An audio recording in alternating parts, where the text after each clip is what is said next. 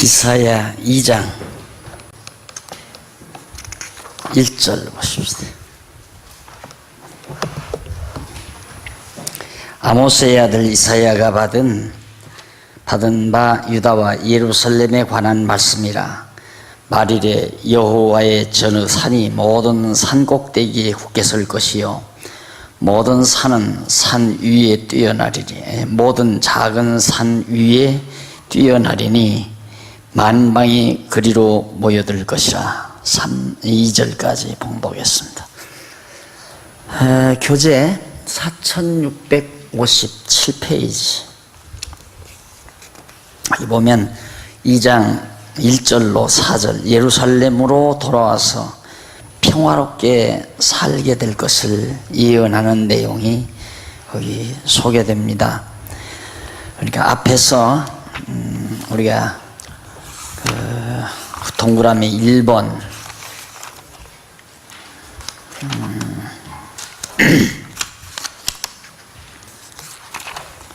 진노의 원인 우리가 1장에서 살펴봤죠. 왜 하나님이 유다와 예루살렘에 진노하시는가? 이유는 간단했죠. 결국 여호와 하나님이 잊어버리고 우상 섬겼기 때문이다 라는 내용입니다. 그리고는 오늘은 그 진노의 대상, 그러면 누구에게 진노하실 것인가? 하나님이 두말할 것 없이 여기 유다와 예루살렘에 관한 말씀이라고 1절에 나옵니다. 그래서 1절로 4절에 보면 그렇게 하나님께서 일단 진노를 하시는데 진노한 다음에 다시 예루살렘으로 돌아와서 평화롭게 살게 된다는 언약을 하나님이 하시면서 진노하실 것을 계속해서 말씀을 하십니다. 우리 일단 2절에 보면 2절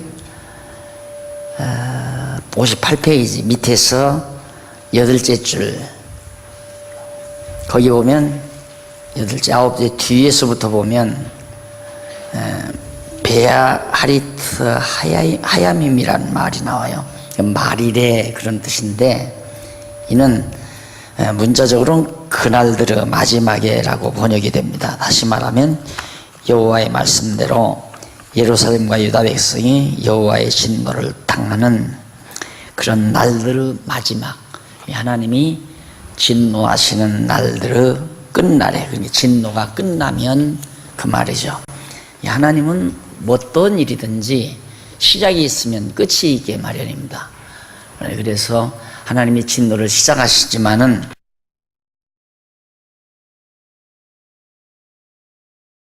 시겠다라는 내용이죠. 그 다음에 이제 이쪽 2장 5절로 11절 61페이지 넘어가 보십시다.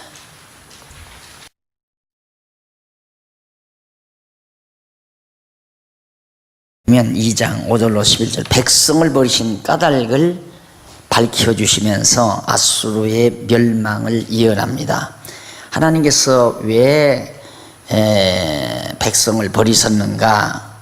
버리신 까닭을 우선 5절로 6절에서 밝혀줘요. 5절로 6절은 하나님이 유다 백성을 버리신 까닭을 말합니다. 야곱 족속아 오라 우리가 여호와의 빛에 행하자. 주께서 주의 백성 야곱 족속을 버리셨으면 왜 버리셨는가? 그들에게 동방풍속이 가득하여, 동방풍속이 가득하다는 말은 동방 아수르 사람들, 그 사람들이 섬기는 우상 섬기는 풍속이 가득하다. 그들이 블레셋 사람같이 술객이 되며 이방인으로 더불어 손을 잡아 언약하였습니다. 결국 점치는 것 좋아하고 우상 섬기는 것 좋아하고 그리고 서로 강한 나라들을 의지하며 손잡고 그렇게 살아가는 모습, 이런 것들이 다 결국 진노하신 하나님의 이유다. 왜 백성을 버리셨는가? 그리고는 이제 7절로 8절, 거기 2장 7절로 8절에 보면, 7절 9절에 보면 62페이지 밑에서 세 번째 나오죠. 아수르 땅에 넘치는 부와 가정함을 용서하지 아니할 것을 예언하는 내용입니다. 그러니까 하나님께서 아수르 지역에 그 넘치는 부, 풍요로움이죠. 그리고 가정함, 이런 것들을 용서하지 않겠다. 결국은 인간들이 힘이 생기게 되면, 다시 말해서 부요하게 되면 반드시 하나님을 배반하죠. 그리고 자기들 좋은 대로 살고요. 그러니까 자녀들도 그렇습니다. 자녀들도 어렵게 살면 부모에게 효도하는 듯하고, 자식들이 힘있게 살면 부모 바쁘다는 핑계로 돌아보지 않고 삽니다. 그게 이제 인간의 기본 본능이거든요. 그러듯이 이 백성들도, 아수르 사람들도 이방 민족 다 정복하고, 그리고 부가 넘치고, 그러다 보니까 결국 자만에 빠지고 오만에 빠지고, 그렇게 해서 하나님의 백성도 몰라보고 하나님의 백성까지 쳐서 멸하고, 이래서 결국은 하나님께서 아수르 사람들을 다 진멸시켜버리겠다. 그래서 원수를 하나님께서 멸하고 돌아오게 한다는 얘기죠.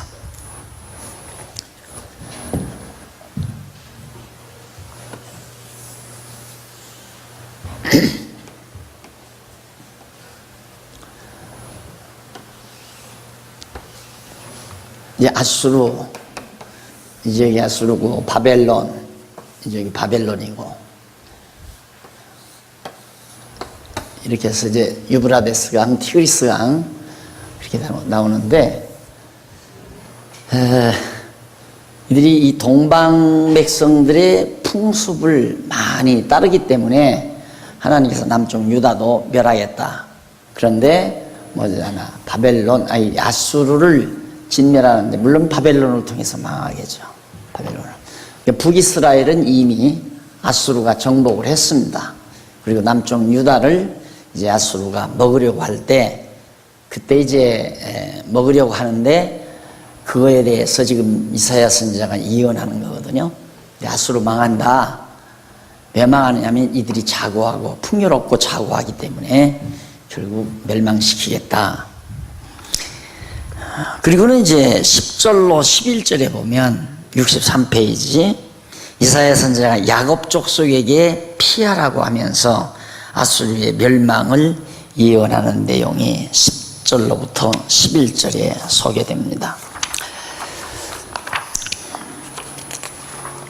그 다음 이제 2장 12절로 22절에 보면 64페이지, 여호와의 진노 대상과 광경에 대해서 예언해요. 진노 대상, 누구에게 진노하는가? 12절로 16절에 보면 밑에 다섯째 줄, 밑에서부터 다섯째 줄, 진노가 임하는 대상에 대해서 12절로 16절 나와요. 대저 만군의 여호와, 12절, 만군의 여호와의 한 날이 모든 교만한 자와 거만한 자와 자고한 자에게 임하여 그들로 낮아지게 하고, 또 레바논의 높고 높은 모든 백양목과 바산의 모든 상수리와 모든 높은 나무 산과 모든 솟아오른 작은 산과 모든 높은 망대와 견고한 성벽과 다시스의 모든 배와 모든 아름다운 조각물에 임하리니. 앞에서 말한 그 모든 상징적 내용들은 전부가 그 지역의 나라들에 대한 표현입니다. 그래서 이쪽 65페이지, 4665페이지, 거기 보면 위에서, 제일 위에서부터 네 번째 줄, 또 레바논의 없고 높은 모든 백향목과 바산의 모든 상수리나무와 모든 높은 산과 모든 솟아오른 작은 산과 모든 높은 망대와 견고한 성벽과 다시스의 모든 배와 모든 아름다운 조각물이 임한다고 했는데, 이 모든 진노 대상들은 아수르가 정복한 지역들이에요. 그 아수르가 그 지역들을 다 정복해서 굉장히 자랑거리로 삼고 있는 것들을 말합니다. 그러니까 아수르가 이 지역 다 점령하고, 이 지역을 다, 이스라엘을 비롯해서 이 지역을 다 점령해서 이 지역에 있는 것들, 뭐 백향목, 레바논의 백향목 나무 같은 거, 이거 다 봐라, 우리 이렇게 이제 우리 것이 됐다 그러면서 자랑거리로 내세우는. 인간은 그러잖아요. 끝없이 노력을 해서 자기 자랑거리를 만들고 싶은 것이 인간의 노력이에요. 결국 인간이 목표하는 바가 뭐냐? 내가 애써 노력해서 내가 자랑거리를 만들겠다. 그러니까 예를 들면 돈 많이 벌어서 좋은 집을 마련하려고 하는 것도, 집을 사서 친구들 초대해서 잔치하고 내 집에 찾아들은 사람들에게 어깨 좀 펴고 싶은 마음 때문에 그런 거 많잖아요, 인간들이. 또 좋은 차를 사려고 하는 것도 마찬가지고. 그래서 결국 하나님을 떠난 사람들은 그런 것들이 다 자랑거리가 되는 거죠. 그런 것이 자기의 힘이 되는 거고, 그게 얼마나 하나님이 싫어하시는 건가를 우리 인간들은 잘 몰라요. 그냥 하나님이 나를 이 세상에 살게 하는 하나의 삶의 도구라고 간단하게 생각을 해야 하는데, 그것이 자기의 자존심과 자기의 힘이 되도록 인간들이 생각한다는 거, 그게 인간들은 떨쳐버릴 수 없는 하나의 유혹입니다. 항상 그 유혹에 빠지는 거죠. 그러니까 제국이 이루어지는 것도 모든 나라들을 다 정복해가지고 그 나라들이 가지고 있는 아름다운 자원들, 이런 것들이 다 내 것이다. 그게 김정일이도 그랬다고 그러잖아요. 서울 이게 너무 번화가가 너무 막 높은 빌딩이 서지니까 저거 이제 머지않아 내 것이 된다고. 예. 그러니까 아수르 사람들이 이제 그렇게 생각했던 그런 지역들. 그래서 우리는 부자다. 얼마나 좋은 것들이 많으냐.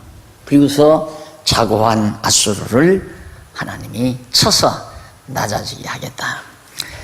그러니까 교만하면 낮아지는 줄 알아야 됩니다. 예, 하나님은 택한 백성도 하나님을 저버리면 낮아지게 하지만, 누구를 통해서? 이방 민족들을 통해서, 버린 백성들을 통해서 쳐서 낮아지게 해요. 그런 다음에 이제 이들을 쳐서 멸망시켜 버리는 거죠. 그리고는 이제 하나님의 백성들은 다시 깨달아 일으켜 주시고요. 그것이 이제 하나님께서 하시는 역사섭리입니다. 그러니까 지금 우리가 이 대목을 우리가 공부하다가 보면, 과거 아시리아 제국이 왜 망했는가, 동양사에 나오죠. 아시리아 제국. 예, 아시리아 제국이 왜 망했는가, 그 망한 이유를 우리는 이제 알지요. 그러나 역사가들은 망한 이유를 이렇게도 말했다가 저렇게도 말했다가, 그때 어느 제왕이 너무 계략이 모자라서 망했다, 아니다, 어느 장군이 결국 능숙하지 못해서 전쟁에서 패했다, 이런 등등의 아주 지엽적인 얘기로 역사를 논하지만은, 오늘 우리들은 하나님이 망하게 하셨구나.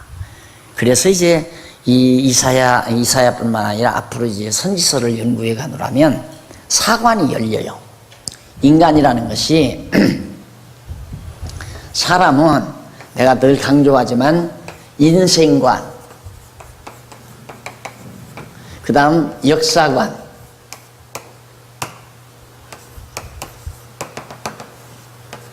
그 다음에 이제 세계관,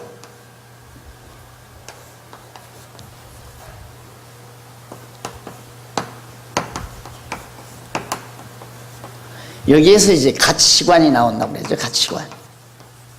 이걸 알아야.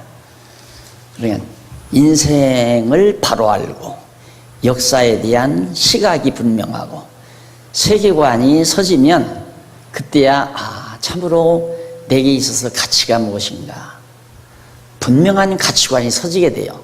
이 가치관을 가지고 살아가는 것이 이제 주관성 있는 인생, 주관이 있는 인생.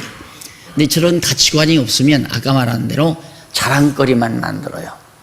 남보다도 더 비싸고 좋은 보석을 손가락에 끼거나 목에 걸치거나 귀에 달거나 이러고 다니려고 하는 것도 자랑하고 싶어서 그러는 거고, 남보다 더 크고 좋은 집을 마련하는 것도 자랑하고 싶어서 그러는 거고, 차도 남보다 더 좋은 것 타려는 것도 다 자랑하고 싶어서 그런 거예요.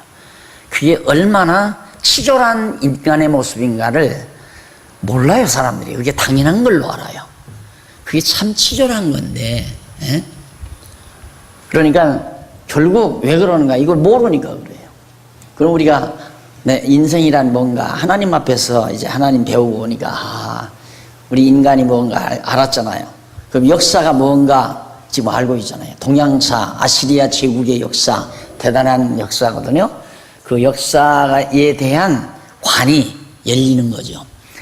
아시리아 제국, 바비로니아 제국 그 뒤에 다 나와요. 그 다음 이제 헬라 제국부터 나오면 헬라 제국부터는 이제 서양사죠. 그리스니까 헬라. 그래 알렉산더에 비해서 이제 알렉산더 대왕이 헬라 제국을 일으키고, 그 다음 로마 제국, 유로반이 서양. 그다음 미국의 역사는 이제 한 300년 이전에 시작된 거고요. 그러니까 여러분들이 이제 앞으로 역사서를 다 공부하다가 보면 세계사, 동서양사를 완전히 개괄적으로 섭렵할 수 있는 시각이 열려요. 그거 열리면 이제 사관이 트이는 거죠. 역사라는 게 다 하나님의 손에 달려있구나. 하나님이 망하기도 하고 흥하기도 하고, 어떤 때 망하게 하고 어떤 때 흥하게 하는가. 인간들이 자고하면 하나님께서 낮아지게 하기 위해서 망하게 하는 거고, 하나님을 저버려도 역시 하나님이 망하게 해서 깨닫게 한다. 그러기 위해서 하나님이 역사를 이렇게 섭리해 간다. 그런데 역사가들은 이제 하나님을 모르니까 그 역사를 해석하기 위해서 정말 연구실에 불을 밝히고 머리가 백발이 되도록 연구해도 역사에 대한 해답을 모르잖아요. 역사에 대한 해답을 몰라요. 그러니까 과정만 있어요. 이렇게 했다. 이런 했다. 왜, 어떻게, 원인, 의미 이런 것들이 분명하게 나와야 하는데 그거 모르잖아요. 근데 여러분들이 이제 이 선지서를 배우다가 보면 사관이 트인다. 왜냐하면 선지서라는 것은 지금 우리가 지금 이사야서 여기 배우잖아요. 이사야, 다윗, 솔로몬 이렇게 나오는. 그럼 이사야가 어떻게 했냐면 과거는 역사죠. 역사를 해석해 줘요. 과거를. 과거 역사를 해석해 주고 지금 현재를 언급하죠. 그리고는 이제 미래를 말해요. 미래를 예언해요. 그래서 이제 선지서가 예언서라고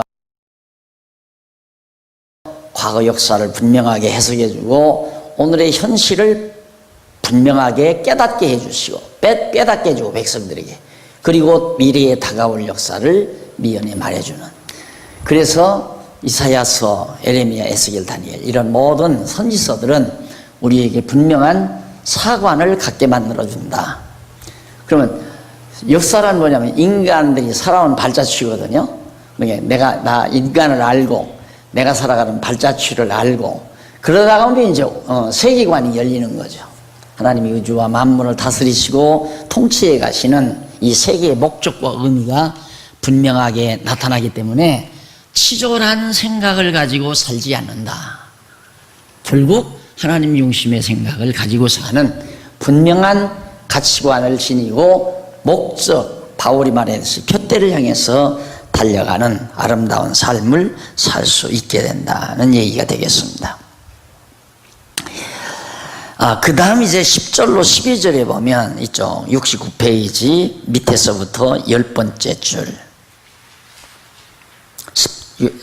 4669페이지 밑에서 10번째, 이사야 선지자가 복이 있는 백성에게 화를 당할, 복이 있는 백성에게 화를 당할 바벨론 무리의 사악한 행동을 예언하는 내용입니다. 이 바벨론도 장차 다 이제 하나님께서 패망하게 만드는, 일으켰다가 패망시킨다 이 말이에요. 그러니까 이방민족, 하나님이 버린 이방민족들은 쓰실 때는 막 강하게 일으켜서 써요. 그러니까 하나님께서 택함 받지 아니한 백성들은 강하게 되면 그건 하나님이 쓰시려고 그러는 거예요. 뭘로? 막대기로 쓰시려고. 주연으로 쓰는 게 아니라 조연으로 쓰는 거예요. 조연. 주연이 아니고, 주연은 하나님의 택한 백성이고 조연은 하나님의 택함 받지 아니한 백성들이고, 그러니까 이방민족이 강한 힘을 얻는다는 것은 하나님께서 조연으로 쓰기 위한, 몽둥이나 막대기로 쓰기 위한, 도구로 쓰기 위한 하나의 배려다. 쓰고는 버리는 거죠. 이제 쓰고는. 그러니까 아시리아 제국도 하나님이 쓰고 버리시고, 바벨론도 쓰고 버리시고, 헬라 제국도 쓰고 버리시고, 로마 제국도 쓰고 버리시고, 다 쓰고 이 세상 나라는 강하면 써요. 강하게 만드는 건 쓰기 위해서. 쓴 다음에는 버려요. 그래서 인간 역사 다 봐도 전부 흥했다가 망하고, 흥했다 망하고, 흥했다 망하고 다 그러잖아요. 독일 흥했다가 망하잖아요. 스페인 마찬가지고, 영국 마찬가지고, 독일 마찬가지고, 미국 이제 망에 들어가잖아요.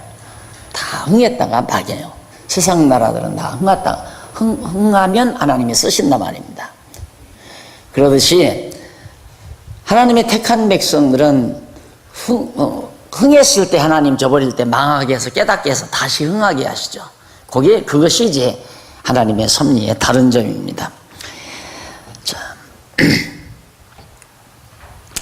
그 다음 이제 자세한 것들은 여러분들이 집에서 예습을 하거나 복습을 하거나 해서 아셔야 됩니다. 이 분량 많은 것을 하나하나 일일이 다 할 수 없으니까요. 그 다음 3장 13절로 15절은 백성의 장로들과 방백들의 악한 죄를 지적하며 책망을 합니다. 유다 백성들의 장로들, 언제나 지도자들이 문제예요. 지도자들이. 과거나 예나 오늘의 교회의 부패도 지도자들에게 달려있는 거고요. 과거도 마찬가지고요. 그래서 장로들, 방백들의 악한 죄, 그걸 지적하는데 거기 여호와께서 제일 14절에 보면 14절에 여호와께서 그 백성의 장로들과 방백들을 신문하신단 말이죠. 포도원을 삼킨 자는 너희며 가난한 자에게 탈취한 물건은 너희 집에 있도다.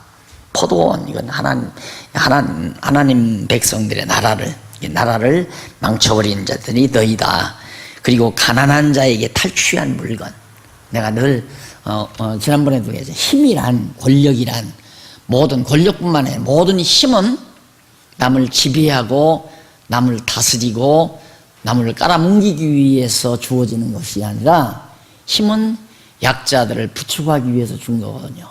장로들이나 방백들에게 이런 권력을 하나님이 주신 것은 약한 백성들, 힘없는 백성들을 부축하라고 그랬는데, 도리어 힘없는 백성들을 늑탈해서 자기들의 부와 영화를 누리는 이런 페르나적인 행동을 했기 때문에 하나님께서 나라를 다 진멸하시겠다라는 얘기입니다. 그 다음 이제 진노의 결과를 얘기합니다. 3장 16절로부터 5장까지 하나님이 그렇게 진노하시니까 어떤 결과가 나오는가? 73페이지 4673페이지 16절로부터 4장 1절까지인데, 시온의 딸들의 죄악과 심판 및 결과에 대해서, 시온의 딸들의 죄, 시온의 딸들은 예루살렘 백성들에 대한 애칭이에요. 딸이라고 하는 것은. 그래서 예루살렘 백성들의 애칭인데, 그들의 죄, 그리고 그 죄에 대한 심판의 결과가 어떻게 맺어지는가?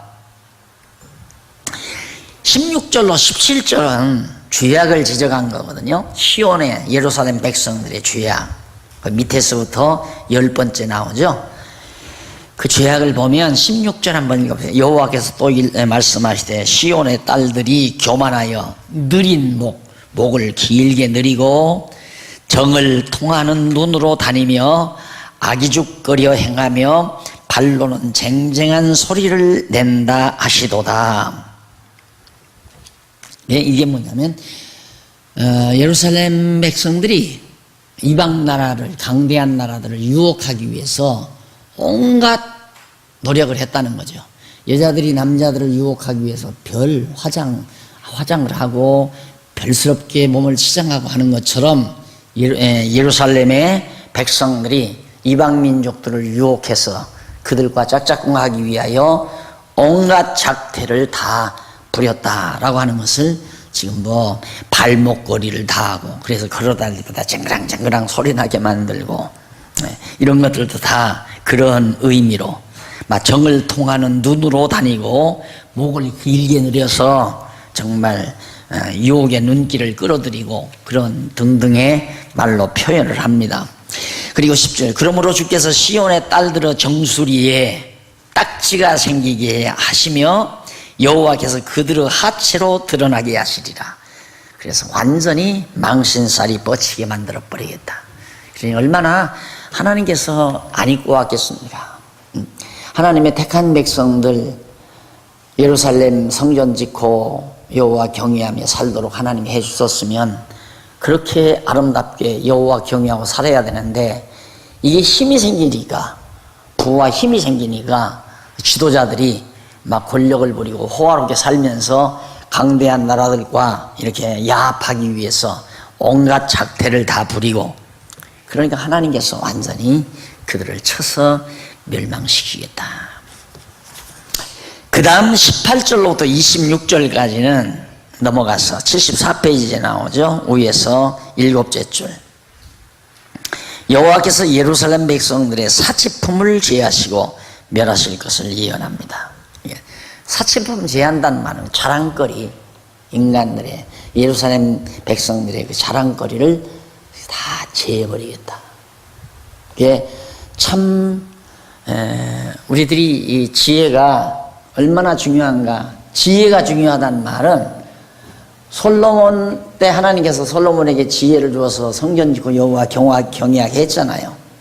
이게 하나님 여호와만 경외하면 아무 문제가 없어요. 천만금이 생기든 억만금이 생기든 아무리 이 세상에 좋은 것이 많이 내 앞에 쌓인다 할지라도 내 마음만은 여전히 여호와를 향한 지혜로운 마음을 가지고 살면 되는 건데, 사람들은 보이지 아니하는 하나님보다는 보이는 것이 더 자극이 심하니까 우리를 유혹하는 힘이 강하다 말입니다. 그러니까 이 종교도 그래요. 종교도 왜 사람들이 그렇게 막 자꾸 호화로운 걸 좋아하는가? 이제 이 신앙도 그렇습니다. 신앙도 사실 가장 순수했을 때가 우리 장안중앙교회도 그래요. 가장 순수했을 때가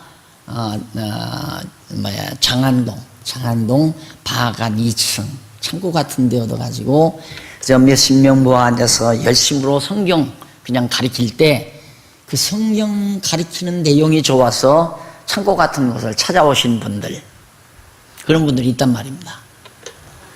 또 대치동 때도 마찬가지고. 그런데 이제 물론 이제 복잡하고 어려우니까 우리가 이렇게 하나님께서 주셔서 이렇게 마련했는데, 이렇게 하다가 보면 사람들은 자꾸만 화려하고 좋은 걸 자꾸 채택을 하게 돼요. 그러다 보니까 이제 막 엄청난 돈을 들여서 웅장하고 막 신전을 만들어 놓은 거죠. 딱 그 건물 안에만 들어가도 뭔가 하나님이 있는 것 같고, 그 위풍에, 그 건물의 위상에 그만 자기 자신이 몰입되는 그런 분위기를 만들어가요. 그런 분위기를 만들면 이제 다 끝나는 거예요. 처음에는 그것이 상당히 나에게 어떤 신비감을 가져다 주는데, 웅장한 건물 같은 것들이 자주자주 활용하다면 아니에요. 그것도 또. 그러니까 그 다음에는 이거 별거 아니구나. 그래서 그런데 이제 불교가 저렇게 유지되는 이유를 내가 가끔 생각을 해보거든요. 왜 저러는가? 이유는 그들은 매주 안 가요. 1년에 2-3차례 가요. 자주 가는 사람은 그렇게 많지 않아요. 그러니까 어쩌다가 한 번씩 마음이 정말 허탈하고 어려움이 있어서 시주할 것 가지고서 이제 시주돈을 가지고 불교를 찾는단 말입니다. 그러면 그 막 웅장한 산 계곡 속에 아주 호화로운 건물, 호화롭고 웅장한 그런 막 신전 같은, 거기다가 또 막 우상들 깎아놓은 것들, 그런 것들이 막 압도하면서 내게 다가오는 거죠. 그게 굉장히 효력이 큽니다. 근데 교회는 그렇게 해놓고 매주일 와버리니까 나중에는 이제 그런 외형적인 위풍 가지고도 안 돼요. 그러니까 유럽이 화려하게 건물 그렇게 웅장하게 다 지어놓고 다 망하게 되는 거죠. 그래서 종교란 외형으로 나가게 되면 망해요. 반드시 망하게 돼 있어요. 그러니까 우리가 내가 자꾸 강조하는, 여기는 신전도 아니고 여기는 공부하는 곳입니다. 공부하는 곳입니다. 자꾸만 그렇게 눌러서 말씀드리는 이유가 외형 택하지 말라고 말이에요. 예, 내면을 갖고야 돼요. 거듭 하나님의 말씀을 통해서 여러분들이 이렇게 내 인생관, 역사관, 세계관을 정확하게 다 간직하고 자기 인격을 가꾸어가는, 이것이 진짜 기독교고 진짜 생명 있는 종교란 말입니다. 그러지를 않으면 결국은 자꾸 이제 환경이 좋아지고 여건이 좋아지고 그러다 보면 외형적으로 자꾸 자기 내용을 갖추기보다도 외형을 갖춘다. 당연히 그러잖아요. 사람들이 이제 조금 공부, 대학을 했다, 대학을 나왔다, 그럼 돈을 벌었다, 그럼 그 다음부터는 이제 외형 가꾸며 살려고 그래요. 자기 내면의 인격을 가꾸고 살려고 하는 것이 아니라 죽는 날까지 내면적인 인격을 가꾸며 살아야 인간이거든요. 그런데 대학 나와서 직장 잡아가지고 돈 버니까 돈 가지고 이제 그 다음부터는 외형이에요. 누구네 집보다도 내 집이 더 큰 것, 누구 재산보다도 내 재산을 더 많이, 누구 차보다도 내 차가 더 좋은 것, 누구 별장보다도 내 별장이 더 좋은데, 이런 쪽으로 자꾸 외형적으로 하다가 결국에는 병들어 죽는 거죠. 그쪽으로 이제 자랑거리를 삼다가 보면 하나님은 까마득하게 잊어버리게 된다. 바로 지금 여기 시온의 딸들, 죄악, 바로 그런 죄악입니다. 그렇게 해서 하나님께서 다 그들을 멸망시키겠다. 그래서 자랑거리를 전부 없애겠다 이 말이에요. 자랑거리를 하나님께서. 그래서 18절로 26절까지가 백성들의 사치품, 자랑거리, 그런 것들을 전부 다 없애버리겠다. 그리고 제일 밑에 보면 4장 1절 나옵니다. 4장 1절 74페이지.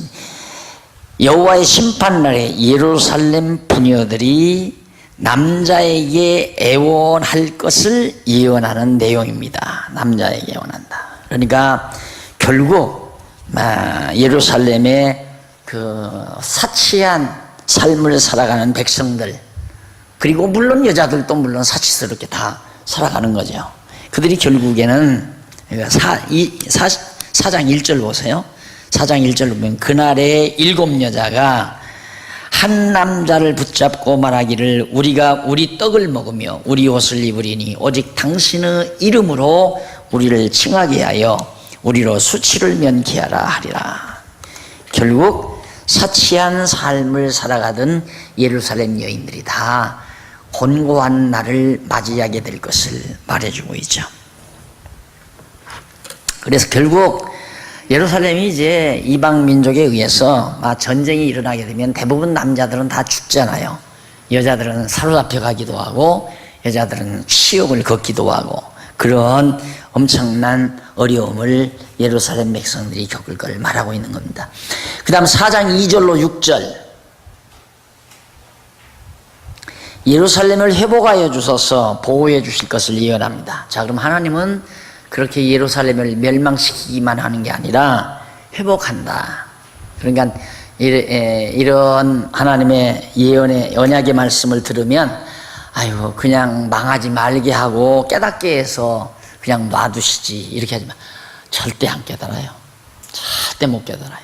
사람이 마음이 부해져 버리면 마음이 부해지는 뿐만 아니라 마음이 부해지는 것은 외형으로 부해지는 거. 그러니까 뭐 권력이 세진다거나 세상에서 뭐 형통하다거나 돈이 많아진다거나 건강하다거나 막 자기 환경이 좋아진다거나 이게 이제 결국 마음의 부로 이어지거든요. 그럼 마음이 이제 들떠요. 이제 마음이 들떠요. 그런 상태에서는 절대 안 됐습니다. 인간이. 그렇기 때문에 하나님께서 찾기 위해서는 다 의지하는 것들, 자랑하는 것들을 하나님이 전부 다 제거시켜 버리는 거죠. 그렇게 해서 하나님 앞에 돌아오게 만드는. 탕자가 왜 나갔겠어요? 아버지가 돈 주니까 두둑이 돈 집어넣고 그 돈 의지하고 나간 거거든요. 돈 안 떨어지면 탕자 안 돌아오죠. 돈이 떨어지지 않거나 그 돈 가지고 사업을 해서 돈을 잘 벌면 제잘난 척하고 절대 부모에게 돌아오지 않습니다. 그런데 그 돈이 다 탕진되니까 돌아오잖아요. 그래서 되게 예수를 믿고자 할 때, 예수를 믿기 시작한 분들 가운데 그런 분들이 많아요. 몸에 병들어서 죽을 고비에 처했을 때거나 안 그러면 재산이 왕창방해가지고 어려움을 겪었을 때, 그럴 때 이제 믿기 시작한 분들이 더 많이 있는 걸 볼 수 있습니다. 그러나 지혜로운 자들은, 그러니까 우리가 이렇게 하나님의 말씀을 잘 배우게 되면 이제 지혜를 얻잖아요. 그런 걸 상가를 해야죠. 그래서 다윗이 아무리 재물이 늘어도 치심치 말라. 거기에 마음 빼앗기지 말라 그 말이에요.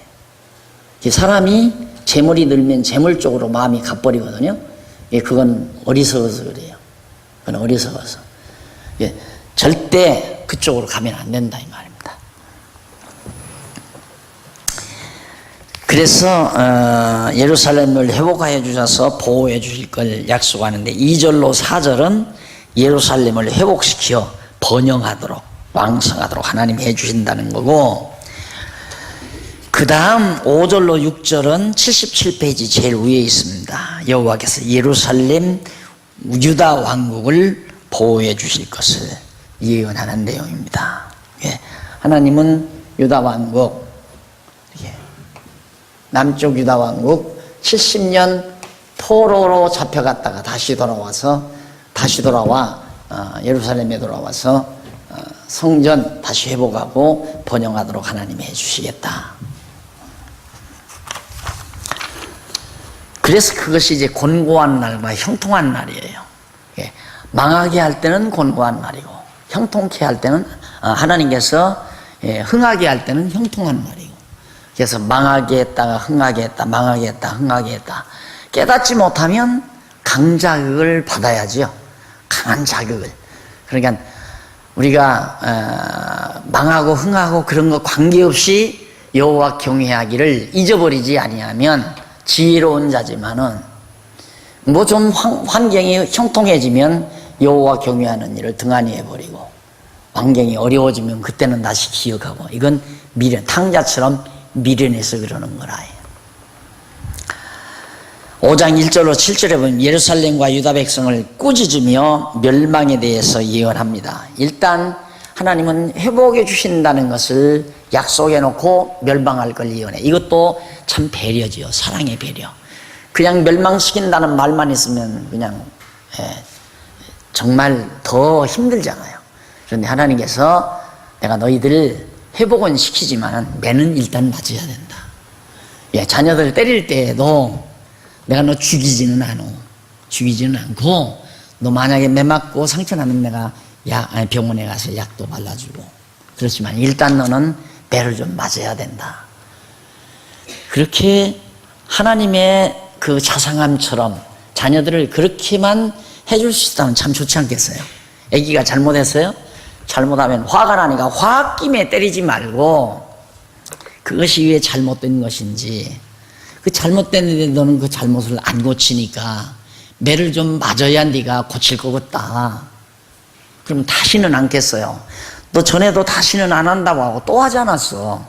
그러니까 매를 좀 한번 맞는데 내가 너 너무 막 피가 나게 하거나 그러지는 않는다.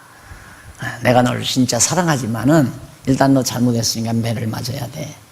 그렇게 해서 지금 자상한 부모처럼 하나님께서 당신의 백성들에게 그렇게 해 주시는 모습을 보면 하나님이 얼마나 인자한 하나님인가를 우리가 이런 데서도 한번 엿볼 수 있습니다. 그 다음 저 넘어가서 80페이지에 위에서부터 9째 줄 7절이 나와요. 7절이 나오는데 거기 이제 몇 가지 히브리어 나오죠. 앞에서 나온 여러 가지 단어들을 다시 한번 반복한 겁니다. 공평, 미슈파트, 그다음 미스파흐, 포악이라는 말, 이건 미스파흐라고 하는데 이는 도살, 압제. 미스파트하고 미스파흐하고 비슷하잖아요. 근데 하나는 공평이라고 그러고 하나는 압제, 도살 이런 뜻이고 또 의로움, 체다카, 그 다음 부르짖음, 짜카라는 그런 말들로 엮어져 있습니다. 그 다음 5장 8절로 23절 예루살렘과 유다 백성에게 이 말 화를 6번을 예언을 해요. 예루살렘과 유다 백성에게 이런 화가 임한다 6번 예언을 하는데 그 6번의 예언 중에 첫 번째가 8절로 10절 나옵니다. 그 위에 82페이지 8절로 10절 유다 백성의 가옥과 포도원에 임할 첫 번째 화 이것이 8절로 10절에 나옵니다. 그 첫 번째 화는 가옥에 가옥을 연하며 전토에 전토를 더하여 빈틈이 없도록 하고 이 땅 가운데서 홀로 거하려 하는 그들은 화 있을진저. 어머니가 한도 끝도 없이 욕심을 부리면서 집이 있는데도 또 집을 하나 들이고 땅에 토지가 있는데도 더 토지를 사들여서 자기 토지 산 거. 그러니까 있는 사람은 점점 있게 하고 없는 사람은 점점 없어지게 만드는 것. 예루살렘 바로 그런 곳이에요. 그러니까 하나님이 애당초 가나안 땅 들어갔을 때 하나님이 지계석을 세워서 땅을 다 나눠줬거든요. 그리고 이거 절대 뺏어가지 못한다. 이거 서령 잘못해서 팔아먹었다 하더라도 그 청산에 50년째는 다시 땅이 돌아오게 만들죠. 자기 본주인에게로 돌아오게. 7년째입니까? 안식년에는 돌아오게. 그렇게 해서 절대 어떤 땅이 몇몇 사람에게 이렇게 막 무더기로 모아지거나 돈이 어떤 재벌들에게 한꺼번에 다 모아지도록 못하게끔 그렇게 하나님께서 만들어 놨어요. 그게 참 하나님 지혜로운 거죠. 쉽게 말하면. 근데 그러지 않으니까 두말할 것이 없는 사람은 점점 뺏기는 거예요. 점점. 자본주의라는 게 그게 피해야지. 이 미국이 망하는 이유가 이제 그런 것 때문에 망하는 거예요. 부익부, 빈익빈 이게 나오니까 그렇게 강대한 나라가 거지가 제일 많다고 그래요. 미국이 거지가 제일 많다고.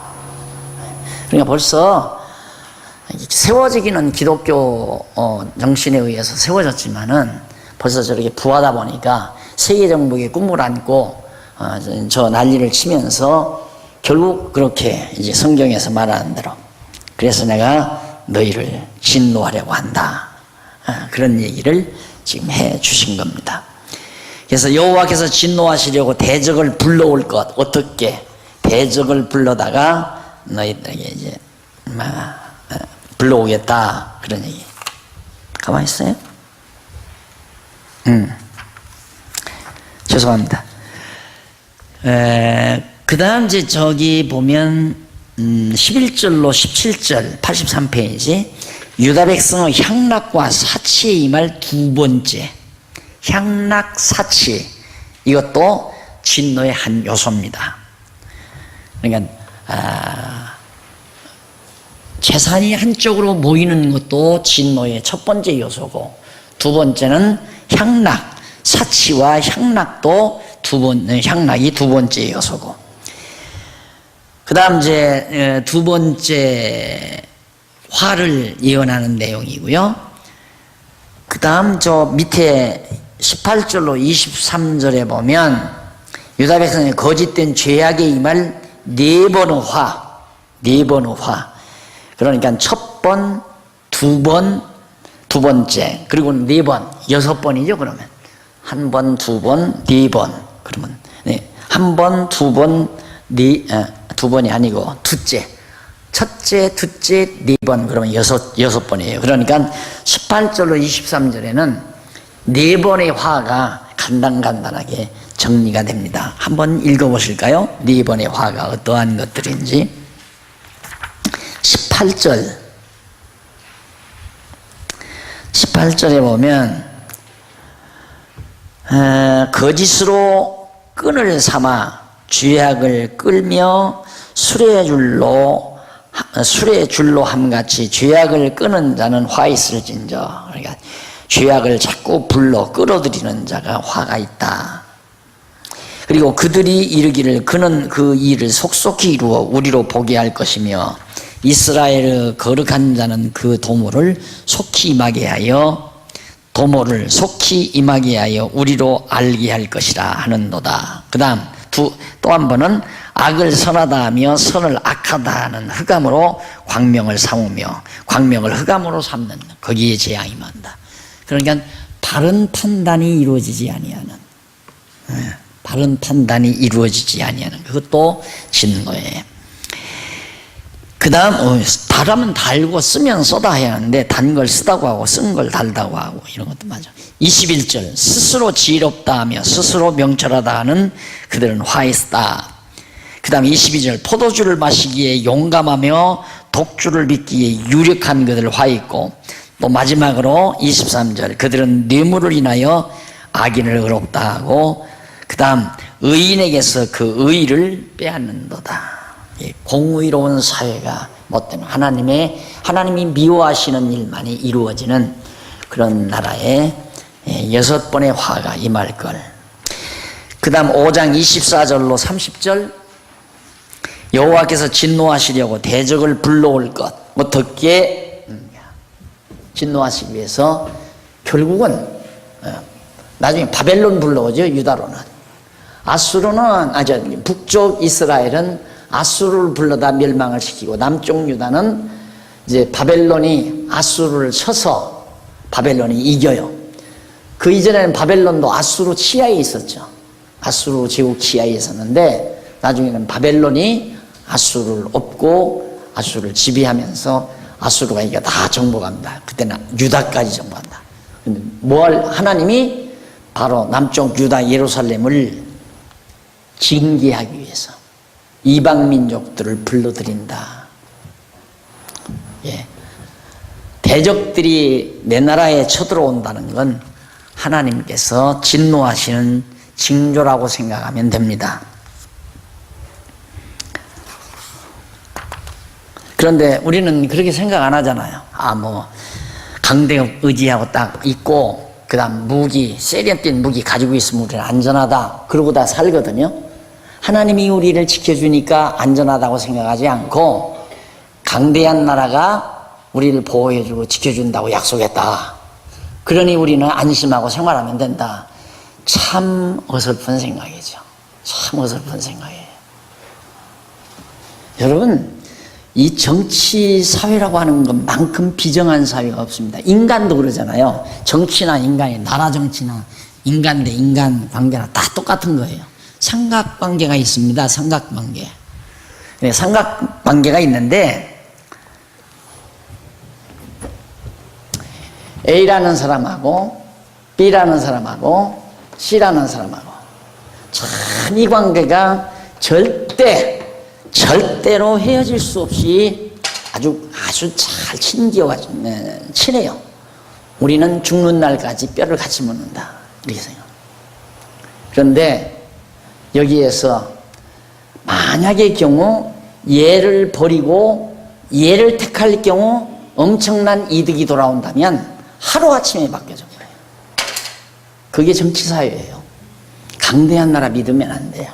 그거 믿고 안심하면 안 돼요. 누구도 믿을 게 못 돼요. 인간이라는 건 아무도 믿을 게 못 돼요. 자기에게 불리하면 언제라도 버릴 수 있는 존재니까. 다 강대한 나라들은 흥정하는 사회거든요. 흥정. 그러니까 흥정거리를 만들라고 막 지금 자꾸 미국하고 북한하고 흥정거리 만들라고 막 핵무기도 쏘고 막 난리를 치잖아요. 또 미국은 미국 때도 흥정하기 위해서 딱 했는데 코 큰 미국 사람들이 여기자 둘 북한에 붙들림 해놓고는 지금 완전히 코가 끼어 있잖아요. 그 흥정하기 위해서예요. 너 우리 요구대로 주면 두 기자 내주마 그거예요. 그리고 너 우리 요구대로 해주면 핵무기 우리 실험 안 하겠다 이런 것들. 그러면 해줘야잖아요. 미국이 자기네들이 유익하기 위해서는 그거 해줘야 돼요. 이득을 얻으려면. 그런데 우리는 절대 안 하겠다. 안 하겠다면 두 여기자 죽인다는 얘기밖에 더 돼요? 그게 지금 입장 곤란하죠. 그건 작은 거예요, 작은 거. 우리 대한민국이라고 하는 것은 엄청난 흥정거리예요, 여러분. 이 대한민국 남한 땅이라고 하는 건 강대국 틈바구니의 흥정거리의 존재라 이 말입니다. 일본도 마찬가지죠. 우리 대한민국도 마찬가지고. 지금 세계가 지축이 바뀌어지는 파국인데 서구에서 지금 동양으로 모든 경제력도 국력도 모든 기운도 서구에서 동양으로 지금 막 건너오는 판국인데 여기에서 우리나라 같은 것은 하나의 껌값이란 말이에요. 껌값. 그런데 그걸 믿고 우리가 산다면 말이 안 되는 거죠. 하나님을 믿어야지. 여호와 하나님을 믿어야지. 그러니까 저는 그런 걸 좀 아니까 그런 것들을 좀 아니까 그 뭐 뉴스에 뭐 하는 건 참 무지몽매한 백성들을 잘 속여먹는다. 어쩔 수 없어요. 세상 나라 정치는 그렇게 할 수밖에 없어요. 지금 지난번에도 IMF가 막 다 밀려왔는데도 괜찮다. 그 IMF 터질 때까지 괜찮다고 하잖아요. 그 백성들 속여먹는 거란 말입니다. 지금도 똑같아요. 언제나. 아주 위험할수록 괜찮다는 말을 자주 하는 거예요. 굉장히 위험할수록 괜찮다. 이거 우리 하나님만 못 믿으면요. 나는 벌써 이민 갔어요. 하나님을 안 믿으면, 여호와 하나님 안 믿으면 나는 벌써 이민 갔대요. 불안해서 어떻게 살아요? 항상. 근데 하나님 지켜주는 거 보세요. 그래서 나는 왜 하나님이 이렇게 지켜주시나. 그래도 한국교회가 잘 됐네 못 됐네 해도 그래도 앞으로 정말 복음을 맡아서 전파해야 될 교회는 한국교회가 큰 도구로 쓰여진다고 하는 사실은 너무 분명한 거란 말입니다. 이걸 쓰기 위해서 하나님이 지금 보호하고 있는 거거든요. 여호와 하나님 의지해서 마음이 평안해야지 미국이 해구산 아래 놔줬다 그게 자기들에게 불리하면 하루아침에 포기해버려요. 지난번에 몇 년 전에 그 핵우산 아래서 우리 한국 땅 그만뒀잖아요. 일본까지만 우산 씌워주고 한국은 포기한다. 그때 한마트면 북한에서 쳐들어올 뻔 알았다고 그러잖아요. 흥정거리로 존재하는 그런 한국이라는 거 생각하면 하나님 의지해야지 미국 안 의지하죠. 나라를 의지하면 강대한 나라 의지해서는 안 된다니까. 하나님 의지하고 살아야죠. 그래서 지금 여기도 하나님께서 이거 다 하나님이 강대하게 보세요. 하나님은 남쪽 유다를 치기 위해서 바벨론을 강하게 만들었거든요. 이게 강한 나라가 되니까 남쪽 유다는 바벨론을 또 의지를 해요. 참 얼마나 어리석은 거예요. 그런데 인간으로 보기에는 강하니까 의지할 수밖에 없잖아요. 근데 하나님은 강하게 왜 만들었는가? 남쪽 유다 치기 하려고 강하게 만들었다 이 말이에요. 이게 하나님의 생각과 우리 생각이 멀어도 한참 먼 거죠. 하나님은 유다를 치게 하려고 바벨론을 강대한 제국으로 만들어 놨는데 그것도 모르고 유다 백성들은 바벨론을 의지하고서 막 바벨론에서 뭡니까? 유문사절단 오니까 히스기야 병들었을 때 유문사절단이 오니까 막 성전에 있는 보물들을 전부 다 구경시켜 줬잖아요. 다. 그러니까 바벨론서 유문사절단이 와가지고 성전에 있는 그 유대 땅에 있는 금고들, 그 보물 창고들을 다 보니까 다 욕심나잖아요. 엄청. 그게 침 꼴깍꼴깍 생기고 간 거죠. 그래서 쳐들어온 거 아니에요, 그 뒤에. 그래 망한 거지, 이 사람 다. 하나님께서 망하게 하려고 강하게 만들어 놓은 걸 도리어 그걸 의지하고 살려고 했던 유다 백성들이 얼마나 어리석은가. 이런 역사 대목대목들을 우리가 안다면 인간의 힘이 아무리 강해도 저건 의지할 것이 아니다. 이렇게 그냥 자연스럽게 그렇게 마음이 먹어져야 돼요. 여러분들이 수백억, 수천억을 모아놔도 내가 저걸 의지하고 살 것은 못 된다. 이렇게 생각이 돼야 되는데 안 그렇다니까요. 우리 인간이 그렇게 안 돼요. 그게 이제 우리의 미련함이란 말입니다. 철저히 여호와 하나님만 의지하고 살도록 한다는 것은 보통 지혜로는 어려운 거죠. 자, 넘어가서 양쪽 가로 2번 경고에 대한 예언입니다. 하나님께서 미리 장차 멸망할 것을 경고하면서 예언하는 내용이 바로 6장에서 8장까지 나옵니다. 우리 차 한 잔 들고